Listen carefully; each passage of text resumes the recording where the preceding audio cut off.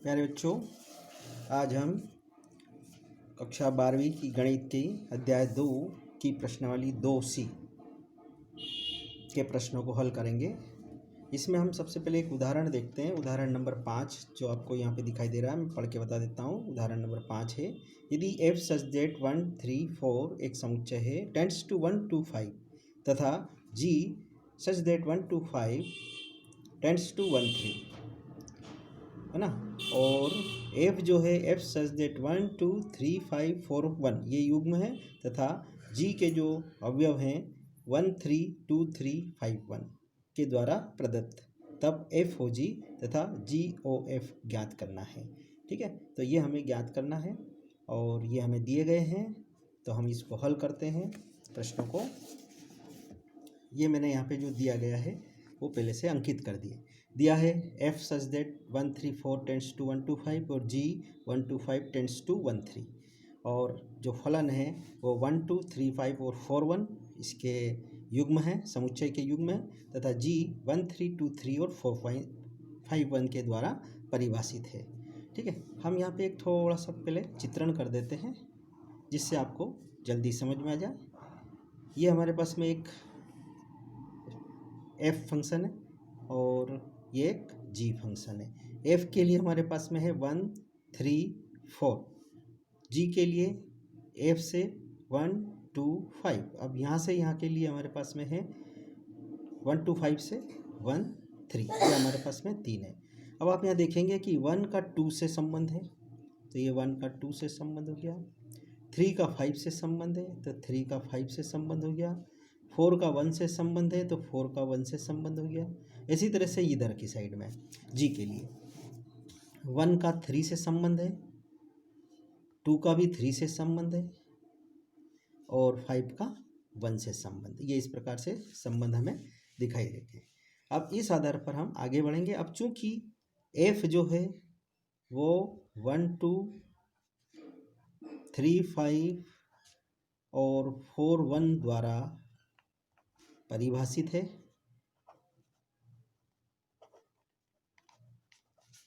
है, इसलिए f1 बराबर, यानी कि f1 ये 1 समझ लेते हैं, तो f1 बराबर किसके हो गया 2 के। ये 1 का संबंध किससे 2 से। इसी तरह से f3, ये f3 3 का संबंध किससे 5 से, तो f3 बराबर 5 हो गया। और f4 ये किसके बराबर हो जाएगा 1 के, यानी कि इसका संबंध 1 से है। इसी प्रकार अब g के लिए g1, ये g1 इसका संबंध किससे है 3 से, तो g1 का मान जो आ जाएगा वो आपके पास में कितना आ जाएगा 3। g2 इसका मान कितना हो जाएगा आपके पास में 3, ये 2 का संबंध भी 3 से है। और g5 इसका संबंध 1 से। ये मान हो गए। अब हमें चाहिए जो वास्तविक मान जो हमें निकालने के लिए दिए वो किसके निकालने हैं अपने को, FOG, है ना। FOG function of function g के लिए हम मान देखते हैं। तो FOG पहले हम किसके लिए कर रहे हैं 1 के लिए, FOG 1 के लिए, है ना। ये जैसे 1 तो FOG 1, तो फंक्शन ऑफ g1 ये g के लिए, ठीक है। तो फंक्शन ऑफ g1, अब g1 का मान देखेंगे आप, ये यहाँ पे g1 किसके बराबर है 3 के, तो ये मान हो जाएगा f3, ये f3 हो गया। अब ये f3 यहाँ देखें कि f3 के मान क्या है हमारे पास में 5, तो इसका मान कितना हो गया 5, ये इस प्रकार से। इसी तरह से अगला मान है FOG2 के लिए, तो f यहाँ जाएगा g2। अब यहाँ देखिए कि g2 का मान क्या है, ये g2 का मान कितना है 3, तो यहाँ लिखेंगे f g2 के मान की जगह लिख देंगे 3। अब f3 का मान देखिए, तो f3 का मान कितना आपके पास में 5, तो यहाँ पे भी लिखेंगे अब f3 का मान 5। तीसरा नंबर पे FOG किसके बराबर है, हमें FOG किसको लेना अपने को 4 को, है ना। तो FOG किसके लिए आएंगे अब 4 के लिए, तो 4 के लिए हम लेंगे FOG 4, ये 4। ठीक है। तो फंक्शन ऑफ G4 का मान किसके बराबर है आप देखेंगे, F4G1 नहीं सॉरी F2 1 2 5, ये 1 2 ये 5 के लिए, ठीक है। तो G2 तो इसकी जगह G ये 5। अब देखिए आप G5 का मान देखिए, G5 का मान कितना है 1, तो यहाँ जाएगा F1। और F1 का मान आप यहाँ देख लीजिए, F1 का मान कितना है 2, तो ये F1 का मान आ जाएगा 2। इस प्रकार से यहाँ पे इसके मान आ जाएगा। इसी प्रकार से हम GOF के भी मान निकाल सकते हैं। तो ये A पार्ट था। इसी तरह से B पार्ट के लिए हम देखेंगे GOF, ठीक है। तो यहाँ पर हमें दिया गया कि GOF जो है वो 1 सच दैट 1 3 4 टेंड्स टू 1 3 के द्वारा परिभाषित है।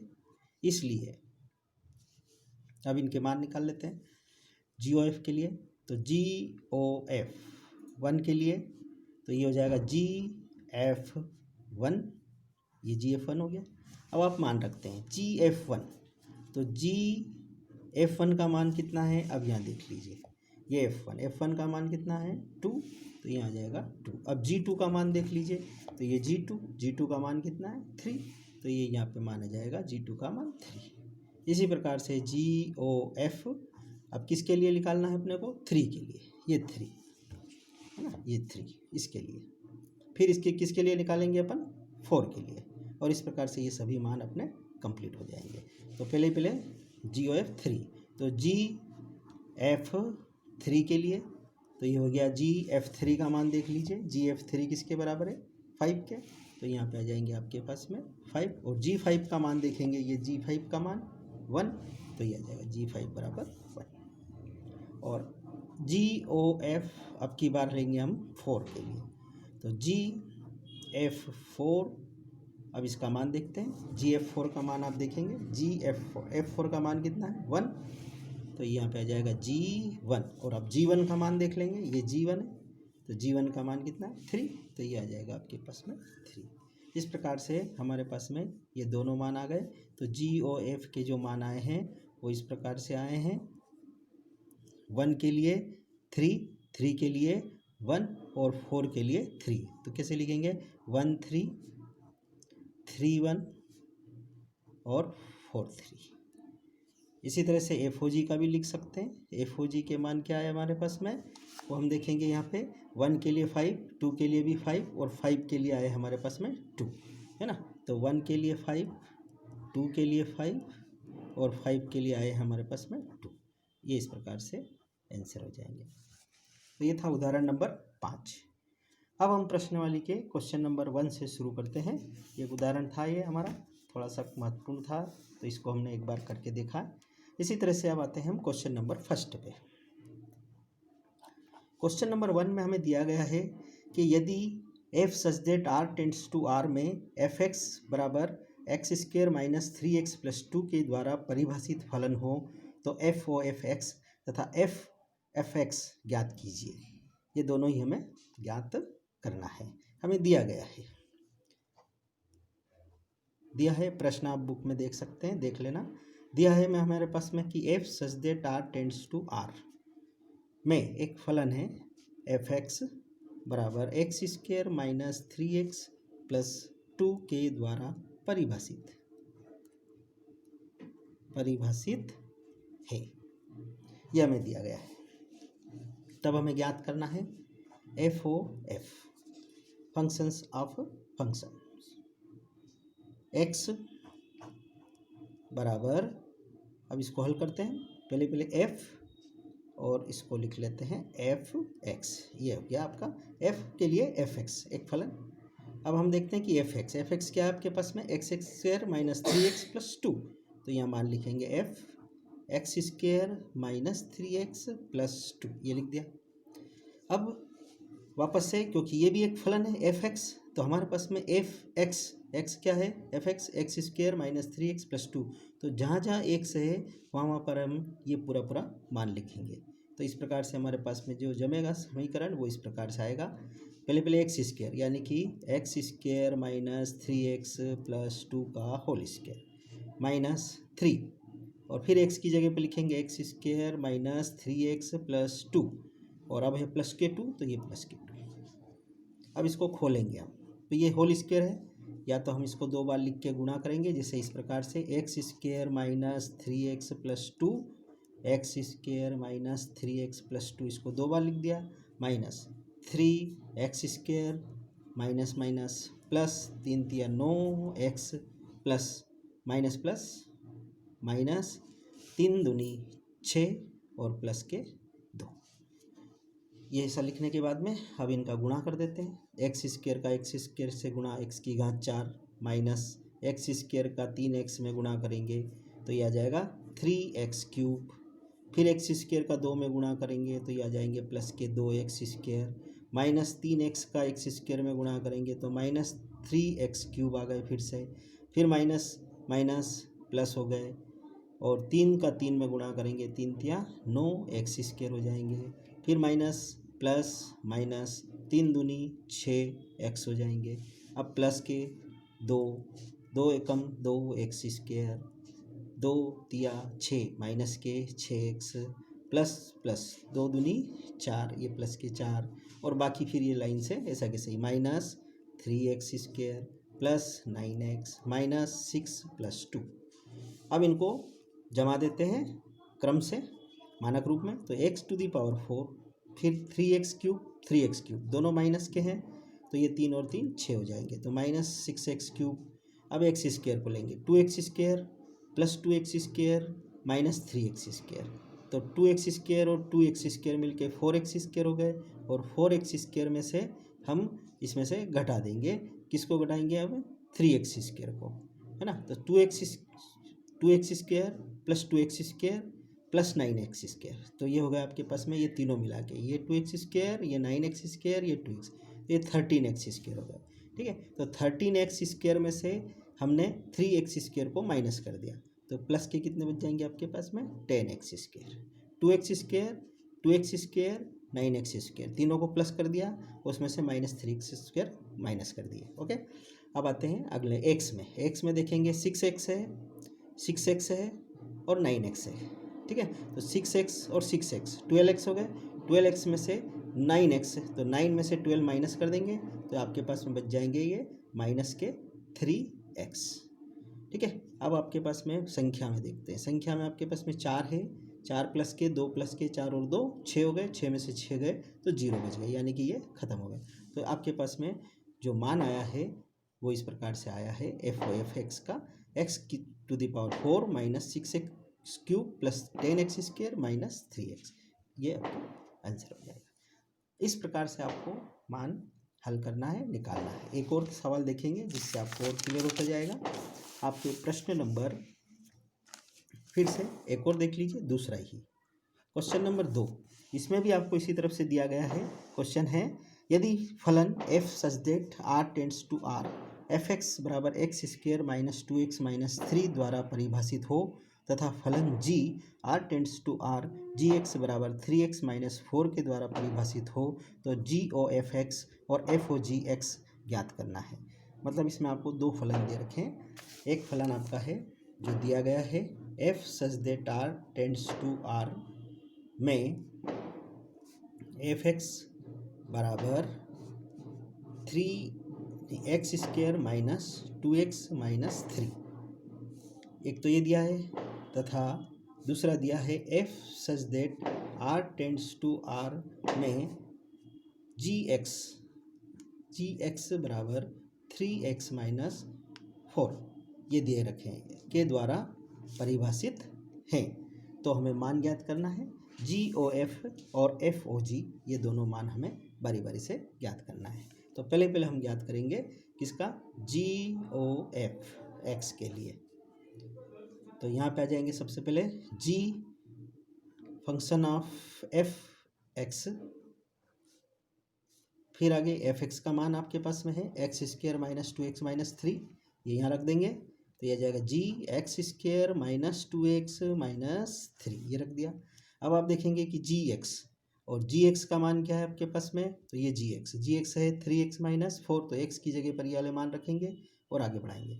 फिर आगे बढ़ते हैं तो जी एक्स एक्स की यानी कि 3x-4 की जगह, तो 3x² -2x-3 और ये -4 ऐसे कैसे गुणा कर दिया। 3x² -3 दूनी 6x -3 तिया 9 -4 या 3x² -6x -13, ये आपके पास में इसका मान आ गया है, ये आंसर हो जाता है। इसी तरह से एक और देखते हैं, दूसरा है आपका, वो है FOGX, ये इस प्रकार से, ठीक है। अब इसका मान निकालेंगे फलन ऑफ GX के लिए, तो कैसे लिखेंगे, FGX, ये इसके लिए हो जाएगा। अब GX का मान हम जानते हैं कि GX का मान है 3x -4, तो यहाँ लिख देंगे ये 3x -4। अब जो FX है ये FX हो गया, तो FX क्या है हमारे पास में, x² -2x -3, तो जहाँ x है वहाँ पर हम ये मान रखेंगे 3x -4। तो इस प्रकार से मान रखते हैं x² की जगह लिखेंगे 3x -4 का स्क्वायर, -2x की जगह लिखेंगे 3x -4 और -3।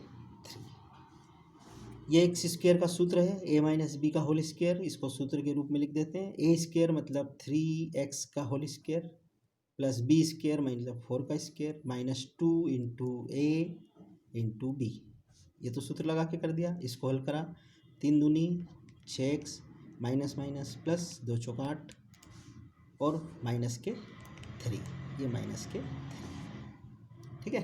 अब इसको हल कर देंगे, 3 का वर्ग 3 तिया 9x² प्लस 4 का वर्ग 4 चौक 16, 2 तिया 6 6 चौक 24x -6x और प्लस 8 में से 3 गए तो बच जाएंगे 5, ठीक है। अब इसको थोड़ा और हल कर देते हैं, जमा देते हैं मानक रूप में, तो 9x² -24x और 6x मिला देंगे तो ये -30x हो गए, प्लस 16 में 5 जोड़ देंगे तो ये 21 हो जाएंगे, और इस प्रकार से ये फलन का मान आ जाएगा 9x² -30x + 21। इस प्रकार से आप इसका question number 3, question number 4, question number 5, 6, ये सभी प्रश्न लगभग सेम हैं, मिलते जुलते ही है, आप इनको इस प्रकार से हल कर सकते हैं, ठीक है। एक आध और देखते हैं हम प्रश्न को, और प्रश्न देखते हैं, प्रश्न नंबर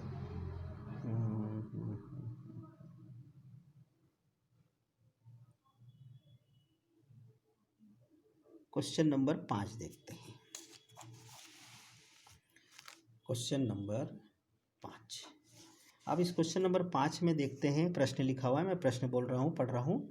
यदि f such that r tends to r है और fx जो फलन है x² और g such that r tends to r में gx जो है वो x + 3 के, तो FOGX और GOFX ज्ञात करना है, और ये बताना है कि क्या FOG और GOF आपस में बराबर हैं। बस इसमें एक कंडीशन बढ़ा दी है, बाकी सवाल का तरीका वही है। तो हमें दिया गया है, क्या दिया है, तो हम लिखेंगे कि यदि हमें दिया है f such that r tends to r में एक फलन fx बराबर x² और g such that r tends to r में gx बराबर x + 3 द्वारा परिभाषित एक फलन है, ठीक है। तो हमें मान ज्ञात करना है, एक FOGX और GOFX, इन दोनों के मान हमें ज्ञात करना है। हम मान ज्ञात करते हैं, शुरुआत कर देते हैं। सबसे पहले f फलन ऑफ GX, ये हो गया। अब GX का मान देखेंगे तो x + 3 है, तो fx + 3, ये लिख दिया। अब चूंकि fx है ये, तो fx हमारे पास में x² है, यानी कि x² की जगह पर x + 3 रखना है, तो यह आ जाएगा fx + 3 का होल स्क्वायर। f नहीं आएगा क्योंकि ये मान रख दिया हमने। अब x + 3 का होल स्क्वायर है, तो हम इसका स्क्वायर लगा देते हैं, a² + b² + 2a और b, है ना। तो x² + 9 + 6x या x² + 6x +9 और इसको नंबर 1 दे देते हैं। और दूसरा वाला हम देखते हैं अब इसी प्रकार से, एवं GOF(x) इसके लिए G फलन ऑफ fx = G। अब fx का मान देखेंगे, fx का मान हमारे पास में क्या है, x², ये x² लिख दिया। अब चूंकि gx है, ये gx है, तो gx का मान क्या है आपके पास में x+3, तो जहाँ x है वहाँ पे x² लिखेंगे और हल करते हैं। तो देखते हैं g x², यानी कि x की जगह पर तो x² + 3 का 3, यह आया आपके पास में x² + 3। अब आप देखेंगे इसके आगे ये हल नहीं होगा, तो आप देखेंगे कि नंबर 1 और नंबर 2 में ये दोनों जो मान आए हैं ये आपस में बराबर नहीं है, और बराबर नहीं है तब हम यहाँ पे लिख देंगे, क्या लिखेंगे, चूँकि GOF(x) बराबर GFx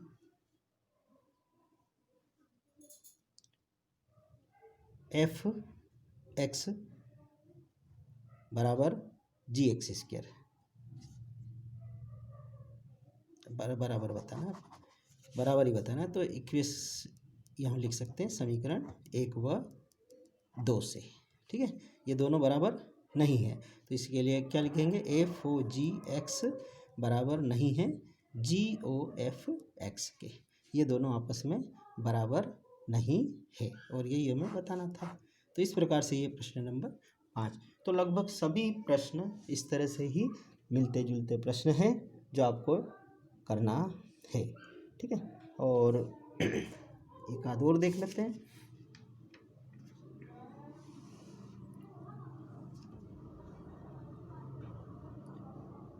एक प्रश्न नंबर, इसी प्रकार का एक और प्रश्न है जो हम देखते हैं, ये है प्रश्न नंबर आपका 7वां, क्वेश्चन नंबर 7। क्वेश्चन नंबर 7 में दिया है आपको, यदि f such that r tends to r तथा g such that r tends to r, ये दोनों दे रखे हैं, के फलन क्रमशः f के लिए fx बराबर cos x तथा gx बराबर आपको दिया हुआ 3x² द्वारा, 3x² के द्वारा परिभाषित फलन है, यह हमें दिए गए हैं। तो हमें सिद्ध करना है, पहले GOF तथा FOG का मान ज्ञात करना है और फिर सिद्ध करके बताना है कि ये आपस में बराबर है या नहीं है, जो कि अभी हमने 5वां प्रश्न किया था, इसी प्रकार का है। तो देखते हैं, सबसे पहले हम लिखेंगे, मान ज्ञात करेंगे GOF का। GOF x के लिए एक फलन, तो इसके लिए हमने मान निकाला GFx। अब fx का मान है आपके पास में cos x, तो यहाँ पे लिखेंगे G cos x। अब ये हो गया gx, तो gx का मान क्या है आपके पास में 3x², तो x की जगह आपको क्या लिखना है, cos x, तो ये आ जाएगा आपका 3 cos x², या हम इसको ऐसे लिख सकते हैं 3 cos² x, ये एक आ गया। इसी प्रकार से इसको हम नंबर अभी दे देते हैं 1। इसी प्रकार अगला मान निकाल लेते हैं, और अगला मान क्या है आपका FOG x के लिए ये मान है, इसको निकालना है। तो ये फंक्शन ऑफ g के लिए एक फलन, FGX का मान आपके पास में क्या है 3x², तो यहाँ लिख दिया हमने 3x², पर ये अभी fx है, ठीक है। fx क्या है हमारे पास में cos x, तो जहाँ x है उसकी जगह हम क्या लिखेंगे 3x, ओके। तो इस प्रकार से ये क्या आएगा आपके पास में 3x², fx cos x है तो cos 3x², x की जगह हमने 3x लिख दिया, 3x² हो गया। तो इस प्रकार से ये मान आ गया। अब आप देखेंगे कि ये आपका नंबर 2 है। 1 व 2 से हम देखते हैं कि समीकरण 1 व 2 से स्पष्ट है कि क्या स्पष्ट है कि जो GOF जो है वो बराबर नहीं है FOGX के, ये आपस में बराबर नहीं है। यही हमें सिद्ध करके बताना था कि ये बराबर नहीं है। ये क्वेश्चन नंबर 7 है।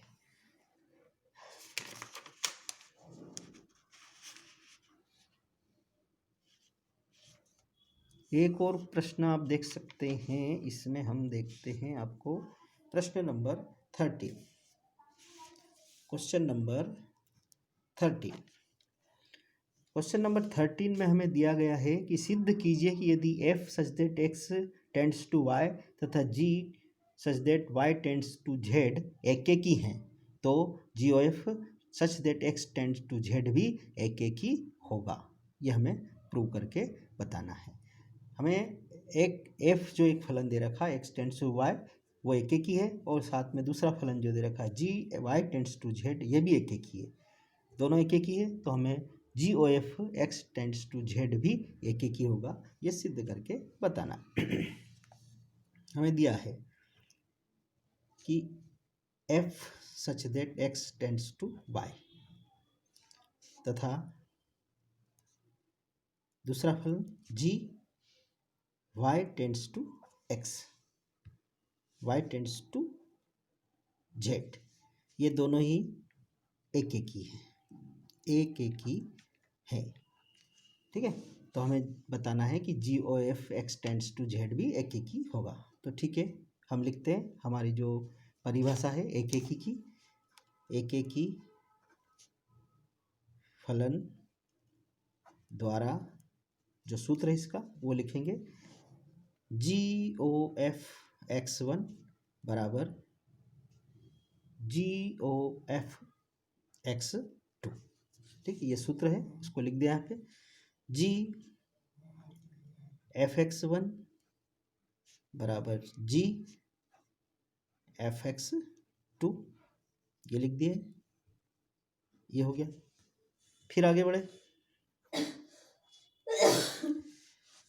अब यहाँ पे क्या हो रहा है कि जो G है हमारे पास में एक ही है, इसलिए FX1 बराबर है FX2 के।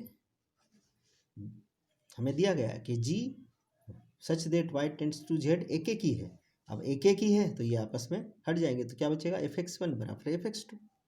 और चूंकि f such that x tends to y भी एक ही है तो ये भी हट जाएंगे, तो ये हट जाएंगे तो ये भी हो जाएंगे आपके पास में x1 बराबर x2। अब जब x1 बराबर x2 आया है तो इस आधार पर कह सकते हैं कि जो GOF है वो भी एक ही होगा, है ना। तो ये यहाँ लिखेंगे, ये हमें दोनों के लिए दिया गया है, हमें दिया गया है ना। तो क्या लिखेंगे, क्योंकि एक ही है ना। यहाँ पे भी लिखेंगे ये भी क्योंकि एक ही है। और इस आधार पर जो x1 x2 आया है तो हम हमारा जो उत्तर है हल उसको लिख देंगे। अतः GOF भी एक ही है। यही हमें प्रूव करके बताना था। ये एक ही नियम के सूत्र के द्वारा हल किया गया है। तो ये हमारे प्रश्न थे क्वेश्चन नंबर 13, और लगभग प्रश्न सभी इसी प्रकार से हल होंगे और आपने ये समझ ही लिए हैं। तो आशा है कि आप सभी को ये प्रश्न अच्छे से समझ में आ गए होंगे और इस प्रकार से आप इनको करके हल करके और देखेंगे और समझेंगे। ठीक है, धन्यवाद।